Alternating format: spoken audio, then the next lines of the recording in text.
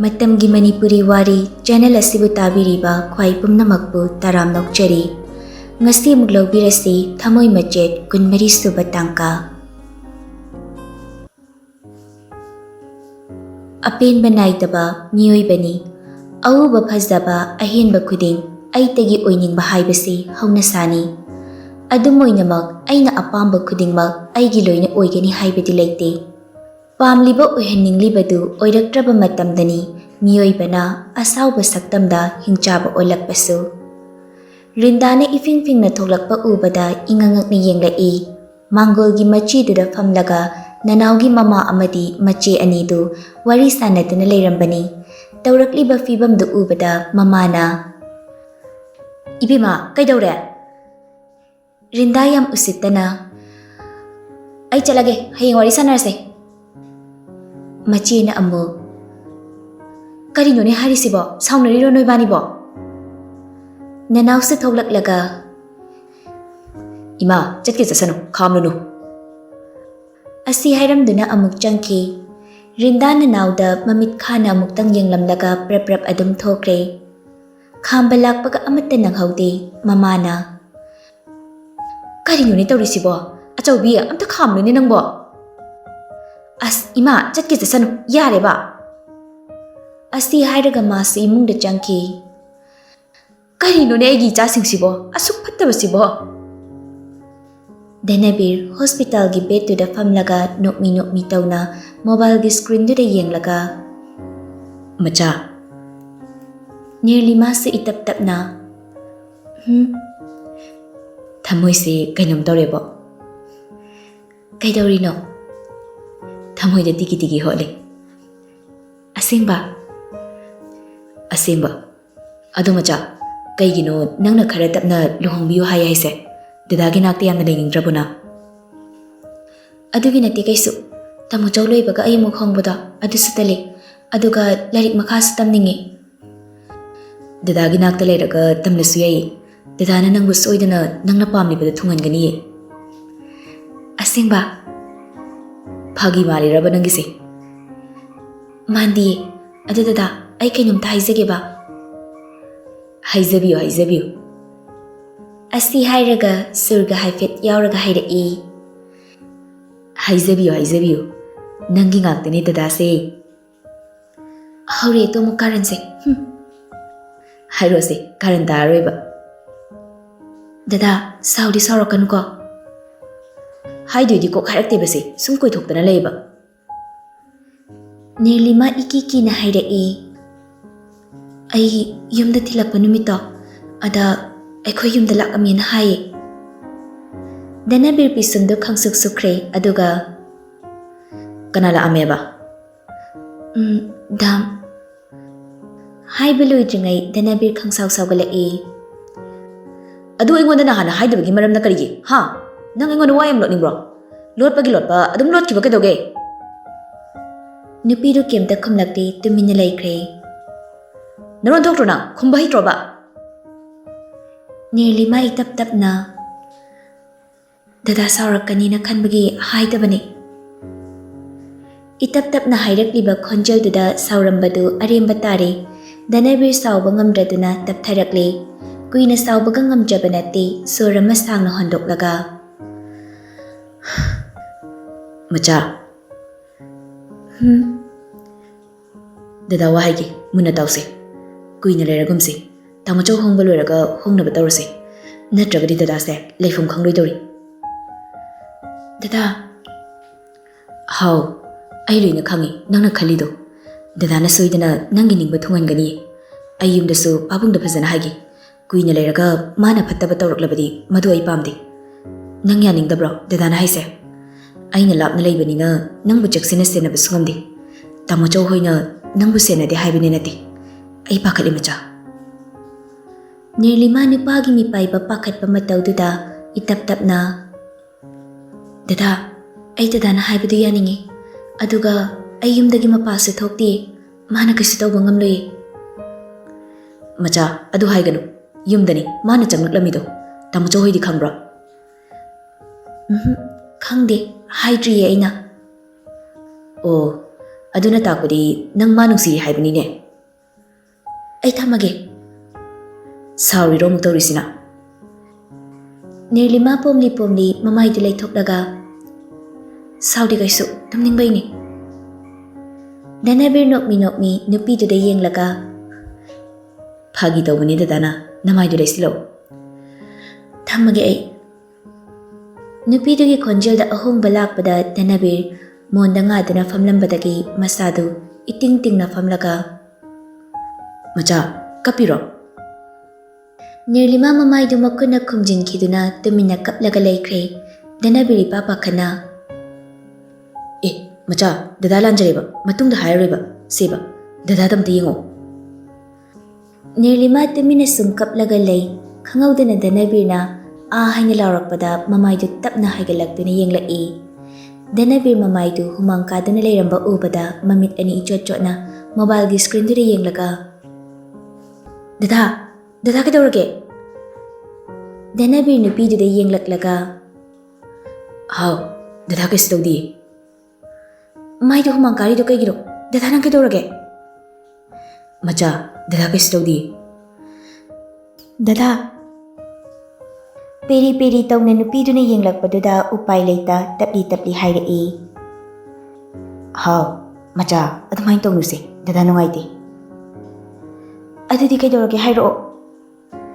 Aduburo dadana chatpa ngamdoi ningdana hogatluri aduini. Nirlima ipa pakatna kadaino yenge dada kaisu tawdre haidaine. Kaisu tawdre haibani minangbo.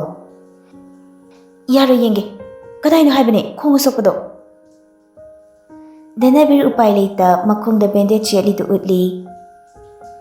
Yaraba ado Macha nang tumningle hairambadaine tumo dada sumbigi pungsu thengi. Sumbinu yare. Ningai tawnubu Macha tumuse. Dada nang kaisu tawdabro? Danabir towel amana mamai du fatfat nanthokhlaga Dada kaisu tawdi haibani Macha nangbo adui saruk tumuse. Nirlima kaisum khumlakte tuminna mamit ushinduna laikre. Danabir su nokmi nupi du da yenglamlaga phone du nakanda thami aduga makhong asokpa du da yenglaga nokmi tawrai. Dada Danabir khangkhangna phat yengkhalaktuna Haw Dada stumo. Hoi dada stumage. Danabir tapna phamung di hipthare mobile du nakanda irenjana thamlaga Macha midushilo. Nirlima nokmi mamit tapna ushinkre. Danabir su nokmi mobile gi screen da tariba nupi magi saktam du yengjari. Mathangi ayukni police laktuna nanau pukre. Mamadi matha sabada loire. Machedudi kaisu thawa sabiba natte. Mamana Achaubiye karam tawni tawriside. Karibu tawdoni ma aikhoi nausu police ni yana mamai na haina zani. Achaubiye nang sibu karino asuk thau sadabasibo naupani ne nangiso. Ai kedau haina ima taning de asingba. Police station da chatlusine aduga nanawdo amta lokthoknaba tahausi. As loishilo yare ai sumta loishiluge natradi sum ngang lerani. Mamadi macha singi matauda haifam tawfam khangdre. Mabung mapwa singi mamangda ikai zamana siloire. Tanjaduda mabung ahal tombadu changlai.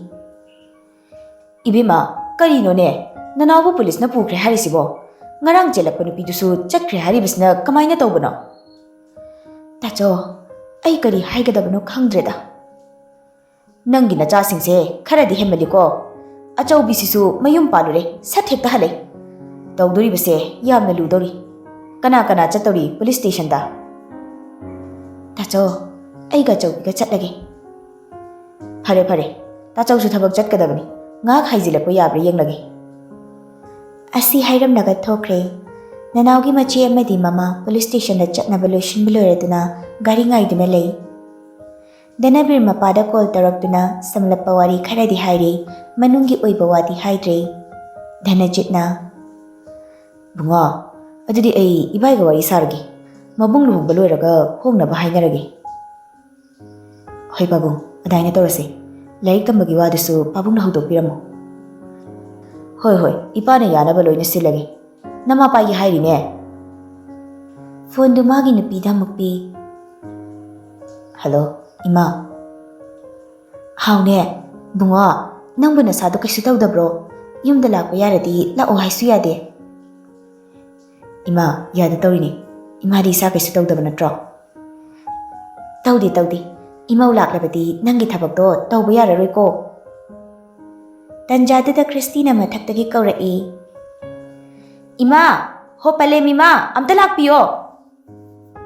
Bungo, napada pige ko phone se, nachal na kawrise kainom ta hanglukige. Phone du mapuroi bada piram laga thokre. Bungo, namana haibasu haibani. Nangi thabakdu kuina tawhaningdri ipana. Aduga, ipasu ahalo shilaklabani ne. Wari ne, thabak mayam se yengsinaba honabada. Hoi babu, aisu kuina lararoi kaisu.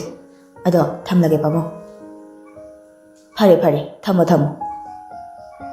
Call du thamkraba matung. Imaugi yumda pawa ma pibane chumi.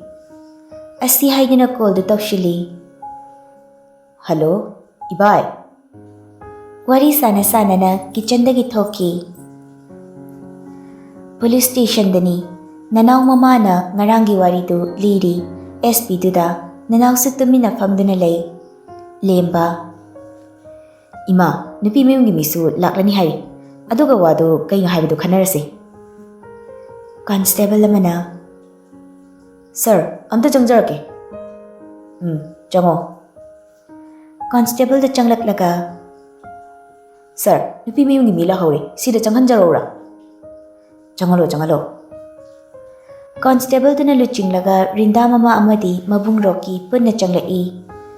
Lembadi rinda ubada ingak ngakrabani, adubu haidaba yadabagi. Somda pambiyo. Rocky na. Aikoi phamba lakpa nate, nupado, aikoi de sinabiro, matik thopa lang na jage. Lemba na mo. Sawatabido wari se, phajana sanase. Nakalani maki wa taraga makhata bakari no haibado khanase. Nupa mayumgidi wari tajare. Nupi mayumgi mo haibiro.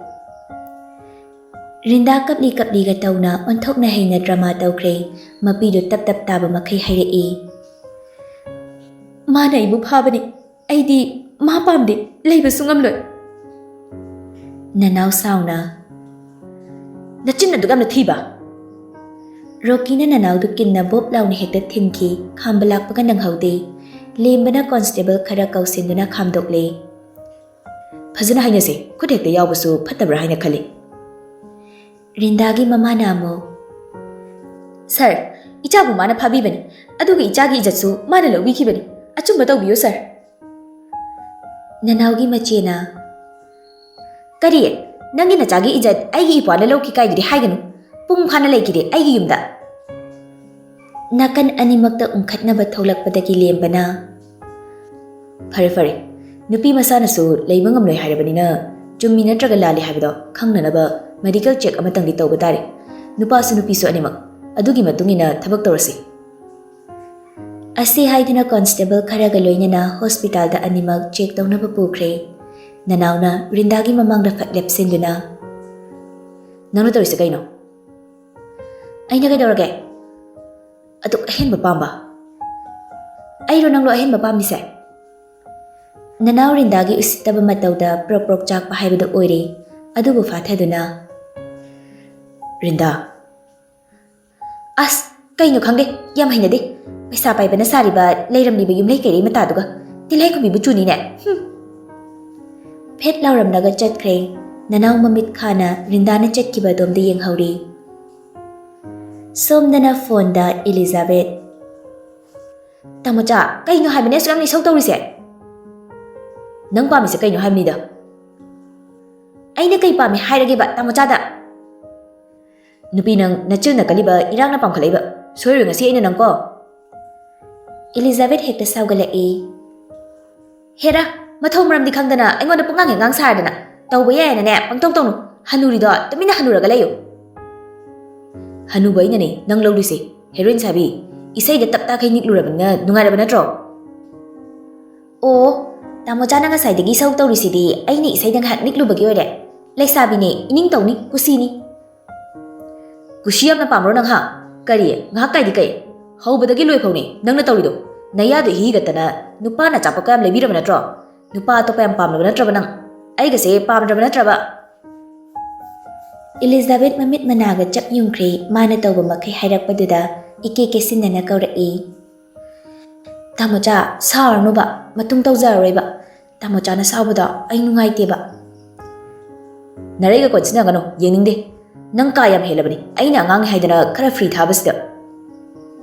Elizabeth marai gadu arai kai konkri. Thamocha ai to tawjaroi haiba. Lapna leraga athmain tawbadu nungaite ba. Nakta nakna leibo rati Thamocha ge sabuda aina thiamdau ba. Sanathoi taptharakli. Lapna lerabani thiamleroi hairaba. Themni kaisu aigidi Thamocha na loizare khambro mai hanuba. Ado kanana hairakli ba Thamocha da. Adu hairaga nang kaidoge habno ba mo. Kaisu tawroida. Bai nong pok na hairakani. Adu ili ai duty le thamnaba toroge ko. Hoi Thamocha, love you mai hanuba. Sanathoi sunok mi. Love you too, mai chonga. Asi hairaga call du thamkre Elizabeth machinda murum soli. Mai nong pok haiba khonglai chu ba man bada yam pharoi dori. Mamai du dane khubak sine ek thaba. As lamba phangloi ni dusu. Nung ne ta tharaga lore, horen khangni dana ma. Medical check-up tawkhibagi report sulakle. Masa yana duna tawkhiba thabak oirabasu nupi mana phabani namduna ijat munbikre hairabanina upai leikidre.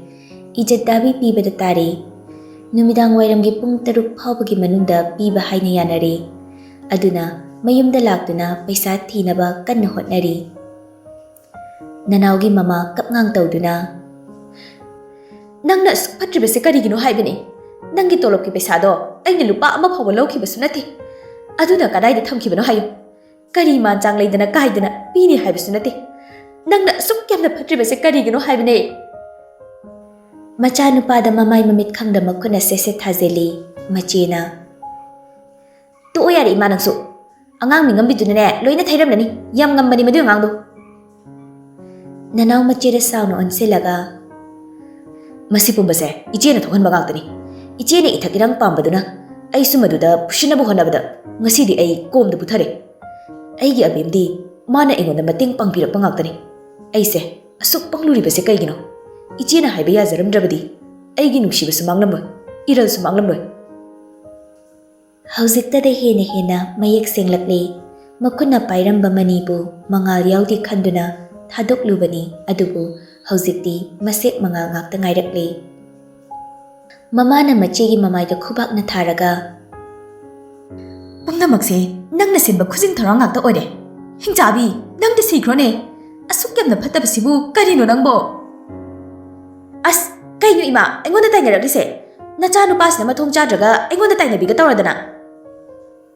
Hey, taungambi kana lawdana no nangna asuk yamna phatribase ha. Tombana. Yare mi mamangda phajabadi natre tawise. Nanaw nangsu wakhal yangwandi. Achawbi nangsuni. Nawpasi nangna aphapata takadra hairaga. Nachil nawpa manadana karino tawramlibasibo. As mamton ai kaisu tawdiko imana pangang nangangini. Machasingi matawda upai leita nanawgi mamadu leibak makhada git phamthakiduna hi kaplaga leikre tombana. Hey, karino ni nang tawrisibo hauna dene. Karina phagani haibado khanasine. Karibu khanaruni adu kyamba paisa dubu aidi kadaidagi pigani. Tombasu wa machet ama phawba nganglakidre. Adu kyamba senfamdi moina su puthokpa ngamba nate aduna tumina famduna lei. Tanjadu da thongalda gari ama khamkiba makhol tarae. Nanawgi mapa kulla changlai kapna launarambadu ubada. Karino ni tawribudubo noina kapna launaraga fagadro. Nang lawdana nachasingse warakpa ngamdre. Ayoina nakhutmangna hatpiramo. Asti haiduna kapi nanaw mamabu konduna. Ima, ai lale. Ai wakal thelure. Nangna tawjaba karmagi mahaidi nangna pungjaba tabani. Nangna migi macha mangnaba silubana. Ngasidi Nachisu lekha tare, nangsu lekha tare. Lanjadaba, migi macha ningol dudi, nungai pangak to oinche kisan. Kullana. Yare to, adugiso, kari tausige habido, kanagi haiduna ilapani. Tomba tumina famlambadu wangang lai. Kari na fagadagi habido, kanasi. Kaptana laiba matam nati, pungse mga tasim krabani. Kulla. Nana, paisa kaya piyo haribino. Pa, lakun piyo habini, tranga da yanare. Ipasu, nangi thabaki paisa pina bohonabada paisa amata leitre.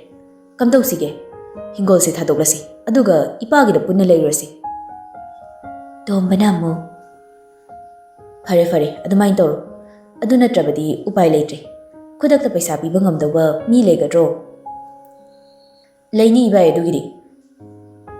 Asi haiduna phone do puthok call tawkre. Sir, athubagi hingol ama thadokningba. Aigini. Laktranga di pamba. Hoi, thamjarage dudi. Kari hairak ne. Ibai, hauzik thilak lage haire. Kari suwani ngai oidre. Pelaba natro. Hauzikti naning thunglini ne. Nanau tumina magi room da changkre. Room yobaga phamungda tapna hipthai. Mapi lepa leitana tarakle. Mana thangliriba khungthangsi karino khanbada. Asuk nungsiba magi abemda mana utkiba matau pumnamak mitmangda urakle. Machinda tapna solai. Abem, damchagi nungsibi. Ai lale. Aina nangbu nungshirpa mikupta. Nangdi, lapna chatkre ko ingondagi. Miyoibase kuba kunamni. Nungsibagi mafamda thamoi sengkidaba masu ngasidi mana nungsizariba mina minam biram labada phaurakpa chainaduna mana tawjaghiba pumba masana yazare. Karigumba nupiduna mabu nathairamdrabadi mana ngasi ningsinglaklibase ningsinglamgadra.